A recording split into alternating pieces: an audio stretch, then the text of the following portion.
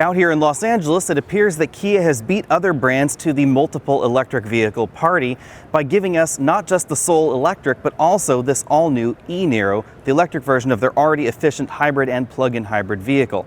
The e-Niro has a battery capacity that is over 60 kilowatt hours. That is pretty big as far as smaller EVs like this go, and that should give this over 230 miles of electric-only range. And we have an awful lot more power under the hood than we find in other Niro models. So this is likely going to be not just one of the more efficient, but also the fastest version of the Niro. We have just over 200 horsepower under the hood and nearly 300 pound-feet of torque.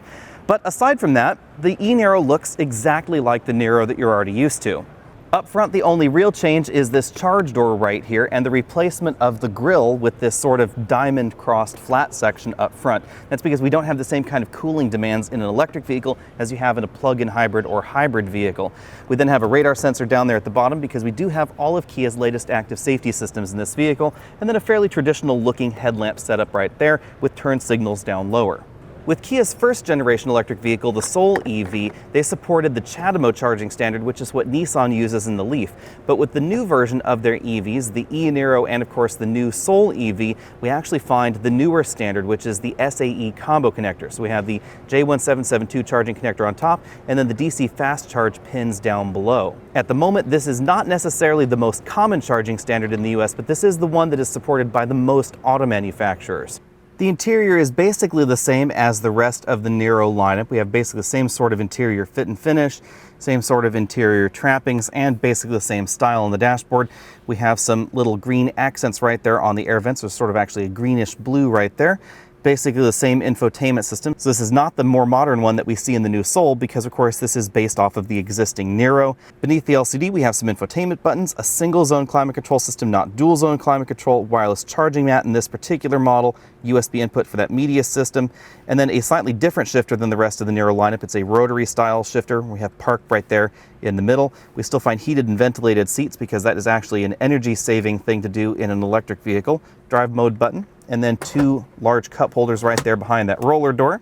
The instrument cluster is similar to the other Niro models, but is obviously more EV focused. There's a digital speedometer over there on the right side, and then over here on this side we have our power and charge gauge right there inside the LCD. Kind of an interesting move, we don't have an empty and full gauge, we have sort of a high and low gauge for the battery right over here on the left, and then a digital readout for the actual range. So even though this battery has only 50%, you can see that the range is about 150 miles. One big surprise here in the e-Niro is that if we lift the cargo air load floor, we don't find a spare tire. I lift all that out, you'll find that we just have a little foam cargo divider down there. But a temporary spare tire would actually fit here, and we still have the retention mechanism. So if you wanted to get a temporary spare from the Kia dealer and insert it yourself aftermarket, that's definitely something that you could do because the battery is completely under the floor of the Niro. If you want to get your hands on one of Kia's new electric vehicles, the e-Niro is going to be the first one that you'll be able to get. We expect this early in 2019. If you want the Soul EV, you'll have to wait a little bit longer. That's probably going to be the second half of 2019, so possibly the late summer or early fall of 2019 calendar year. I'm actually a little bit surprised that Kia has released two vehicles that are relatively similar. We have basically the same motor, same battery pack under the vehicle, very similar range, and interior space that is not necessarily that different.